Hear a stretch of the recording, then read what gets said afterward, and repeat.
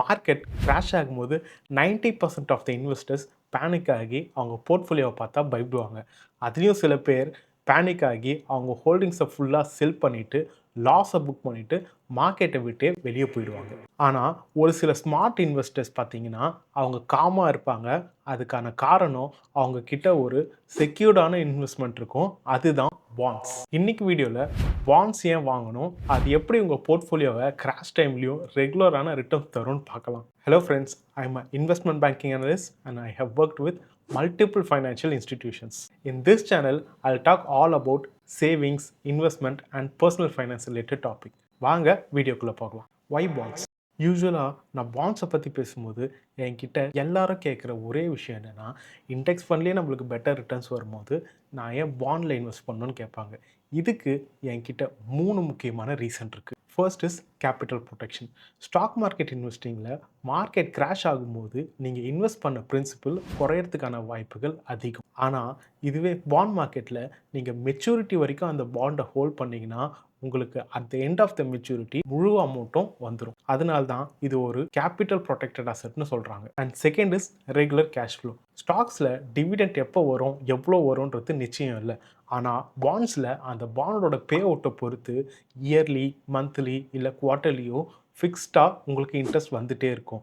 இதனால தான் இது ஒரு பாசிவ் இன்கம் ஸ்ட்ரீம் ஜென்ரேட் பண்ண பெஸ்ட்டு வேன்னு சொல்கிறாங்க. And third is market risk. Stock மார்க்கெட்டில் ப்ரைஸ் எப்படி ஃபிக்ஸ் ஆகுதுன்னா பியூராக டிமாண்ட் அண்ட் சப்ளைனால தான் ஃபிக்ஸ் ஆகுது. சப்போஸ் நீங்கள் இன்வெஸ்ட் பண்ண ஸ்டாக் நிறைய பேர் செல் பண்ண ஆரம்பித்தாங்கன்னா அதோட ப்ரைஸ் ஆட்டோமேட்டிக்காக குறைய ஸ்டார்ட் ஆகும். ஆனால் பாண்ட் மார்க்கெட்டில் இன்ட்ரெஸ்ட்டுன்றது ஒரு கான்ட்ராக்சுவல், இது ஒரு லீகல் அக்ரிமெண்ட் மாதிரி. மார்க்கெட் 50% விழுந்தாலும் அந்த பாண்ட் ஹோல்டர் உங்களுக்கு அக்ரி பண்ண இன்ட்ரெஸ்ட்டை பே பண்ணியே ஆகணும். இதனால் உங்கள் ஈக்விட்டி போர்ட்ஃபோலியோ எக்ஸ்ட்ரீம் நெகட்டிவ் போனாலும் இந்த பாண்ட்ஸ் உங்கள் போர்ட்ஃபோலியோவில் ஒரு குஷன் மாதிரி இருக்கும். Bonds versus fixed deposit. Interest தானே, அப்போ சேஃபாக பேங்க் எஃப்டிலேயே போட்டுக்கலாம்னு யோசிச்சிங்கன்னா நீங்கள் 2 விஷயத்த புரிஞ்சுக்கணும். First is liquidity. ஒரு எஃப்டியை நீங்கள் எமர்ஜென்சிக்கு பிரேக் பண்ண போனால் பேங்க்ஸ் உங்களுக்கு 1% வரைக்கும் பெனல்ட்டி சார்ஜ் பண்ணுவாங்க. இதனால் உங்களோட ஆக்சுவல் ரிட்டர்ன்ஸ் குறையும். ஆனால் பாண்ட்ஸில் நீங்கள் பாண்ட் மார்க்கெட்டில் எப்போ வேணாலும் போய் செல் பண்ணிக்கலாம். இங்கே பெனால்ட்டின்ற பேச்சே கிடையாது. மார்க்கெட்டில் செல் பண்ணி நீங்கள் கேஷை டைரெக்டாக எடுத்துக்கலாம். And second is capital appreciation. இதுதான் நிறைய பேருக்கு தெரியாத விஷயம். எஃப்டியில் நீங்கள் எவ்வளோ போடுறீங்களோ மெச்சூரிட்டி அப்போது அந்த அமௌண்ட் ப்ளஸ் வட்டி மட்டும்தான் கிடைக்கும். ஆனால் பாண்ட் மார்க்கெட்டில் இன்ட்ரெஸ்ட் ரேட் குறைஞ்சதுன்னா உங்களோட பாண்டோட value which means price increase ஆகும். நீங்கள் வட்டி மட்டும் இல்லாமல் உங்கள் பாண்டை ஹை ப்ரைஸுக்கு செல் பண்ணி ட்ரேடிங் ப்ராஃபிட் கூட பார்க்கலாம். சிம்பிளாக சொல்லணும்னா இன்ட்ரெஸ்ட் ரேட் குறையும் போது உங்களோட பாண்டோட வேல்யூ எக்ஸ்ட்ராவாக இன்க்ரீஸ் ஆகும், உங்களுக்கு எக்ஸ்ட்ரா ப்ராஃபிட் கிடைக்கும். எஃப்டியில் இது முடியாது. No investment is perfect. பாண்ட்லேயும் சில ப்ளஸ் சில மைனஸ் இருக்குது. அதை என்னன்னு சம்மரைஸ் பண்ணி பார்க்கலாம். ஃபர்ஸ்ட் அட்வான்டேஜஸை பார்க்கலாம். First is predictability. உங்களுக்கு எப்போ எவ்வளோ காசு வரும்னு முன்னாடியே அக்யூரேட்டாக தெரியும். ஃப்யூச்சர் பிளானிங் பண்ணுறவங்களுக்கு இது ரொம்ப ஹெல்ப்ஃபுல்லாக இருக்கும். அண்ட் ரிட்டையர்மெண்ட் பிளான் பண்ணுறவங்களுக்கு இது ஒரு பெஸ்ட்டான ஆப்ஷனாக இருக்கும். Second is safety. உங்களுக்கு சேஃப்டி தான் முக்கியம்னா நீங்கள் கவர்மெண்ட் பாண்ட்ஸை ப்ரிஃபர் பண்ணலாம். கவர்மெண்ட் பாண்ட்ஸை பொறுத்த வரைக்கும் இதுதான் இந்தியாவிலே ரொம்ப சேஃபஸ்டான கிளாஸ். இது உங்கள் மணிக்கு சாவரிங் கேரண்டி கொடுக்கும். And third is a crash weapon.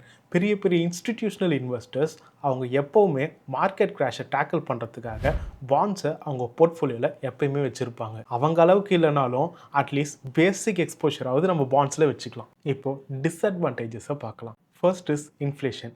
இதுதான் சைலண்ட் கில்லர். சப்போஸ் இன்ஃப்ளேஷன் 7% இருந்து உங்கள் பாண்டும் 7% ரிட்டர்ன் கொடுத்தா உங்களோட real profit 0.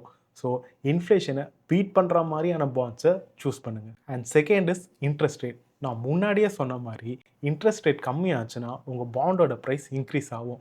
Similarly interest rate அதிகமாச்சுன்னா உங்களோட பாண்ட் ப்ரைஸ் குறையும். அதனால் ராங் டைமிங்கில் பை ஆர் செல் பண்ணால் லாஸ் வர்றதுக்கான வாய்ப்பு ரொம்பவே அதிகம். And third is no multibagger returns. Stock மாதிரி 100% 200% ப்ராஃபிட் 1 இயரில் கிடைக்கும்ன்றதை இங்கே எதிர்பார்க்க முடியாது. இந்த அசட் வெல்த்தை க்ரியேட் பண்ணுறதுக்கு இல்லை, வெல்த்தை ப்ரிசர்வ் பண்ணுறதுக்காக தான். Risk in bonds. பாண்ட்ஸ்னால் ரிஸ்கே இல்லையான்னு கேட்டால் கண்டிப்பாக இருக்குது. ஒரு இன்வெஸ்ட்மெண்ட் பேங்கிங் அனலிஸ்ட்டாக நான் செக் பண்ண இந்த 3 விஷயத்தை நீங்கள் எப்போவுமே கன்சிடர் பண்ணணும். First is default risk. நீங்கள் கடன் கொடுத்த கம்பெனிக்கு பிஸ்னஸ் சரியாக போகலன்னா அவங்களால உங்கள் இன்ட்ரெஸ்ட்டையோ இல்லை நீங்கள் கொடுத்த பிரின்சிபலையோ தர முடியாமல் போகிறதுக்கான வாய்ப்புகள் நிறைய இருக்குது. இதை தான் டிஃபால்ட்டுன்னு சொல்லுவாங்க. இதுக்கான சொல்யூஷன் பாண்ட் வாங்குறதுக்கு முன்னாடி கிரெடிட் ரேட்டிங்கை செக் பண்ணுங்கள். AAA இல்லைன்னா AA+ ரேட்டிங் உள்ள பாண்ட்ஸாக தான் நீங்கள் ஃபஸ்ட்டு ப்ரிஃபர் பண்ணணும். பிகாஸ் பாண்டோட ரேட்டிங் குறைய குறைய அதோட ரிஸ்க் இன்க்ரீஸ் ஆகிட்டே இருக்கும். And second is concentration risk. சில பேர் ஒரு மிஸ்டேக் பண்ணுவாங்க. அதிகமான இன்ட்ரெஸ்ட் கிடைக்குதுன்னு ஒரே கம்பெனியில் அவங்க மொத்த பணத்தையும் இன்வெஸ்ட் பண்ணுவாங்க. அந்த ஒரு கம்பெனிக்கு ஏதாவது ப்ராப்ளம் ஆனால் உங்களோட மொத்த இன்வெஸ்ட்மெண்ட்டும் டேஞ்சரில் இருக்கும். இதுக்கான சொல்யூஷன் டைவர்சிஃபை பண்ணுங்கள். உங்கள் கேபிட்டலை டிஃப்ரெண்ட் கம்பெனிஸ்லேயும் டிஃப்ரெண்ட் செக்டர்ஸ்லையும் பிரித்து இன்வெஸ்ட் பண்ணுங்கள். And third is liquidity risk. நான் முன்னாடியே சொன்ன மாதிரி பாண்ட் மார்க்கெட்டில் நீங்கள் உங்கள் பாண்ட்ஸை செல் பண்ணலாம். ஆனால் சில லோ ரேட்டிங் பாண்ட்ஸை நீங்கள் செல் பண்ண நினைக்கும் போது மார்க்கெட்டில் அதை வாங்கிறதுக்கான ஆள் இல்லாமல் போக அதிகமாக வாய்ப்பு இருக்குது. அதனால் எப்போவுமே நல்ல ட்ரேட் ஆகிற லிக்விட் பாண்ட்ஸாக பார்த்து வாங்குங்க. And next is taxation. Indian investors எப்போவுமே மிஸ் பண்ணுற ரொம்ப முக்கியமான விஷயம் இந்த டாக்ஸைசேஷன். பாண்ட்ஸில் வர ப்ராஃபிட்டுக்கு எப்படி டேக்ஸ் பண்ணுறாங்கன்றத இப்போ டீட்டெயில்டாக பார்ப்போம். First is interest tax. பாண்ட்லேருந்து உங்களுக்கு வர்ற இன்ட்ரெஸ்ட் உங்கள் இன்கம் ஃப்ரம் அதர் சோர்ஸில் ஆட் ஆகும். இது உங்கள் இன்கம் டேக்ஸ் ஸ்லாப் படி டேக்ஸ் ஆகும். எக்ஸாம்பிள், நீங்கள் இப்போ ஒரு 30% டேக்ஸ் ஸ்லாபில் இருக்கீங்கன்னா உங்கள் பாண்ட்லேருந்து வர இன்ட்ரெஸ்ட்டும் அந்த 30% டேக்ஸ் ஸ்லாபில் போகும். And second is capital gains. முன்னாடிலாம் பாண்ட்ஸில் இண்டெக்ஸேஷன் பெனிஃபிட்ஸ் கிடைக்கும், ஆனால் இப்போது அது கிடையாது. நீங்கள் பாண்டை ப்ராஃபிட்டுக்கு செல் பண்ணால் அது உங்கள் இன்கம் டேக்ஸ் ஸ்லாப் படி டேக்ஸ் ஆகும். Next is TDS.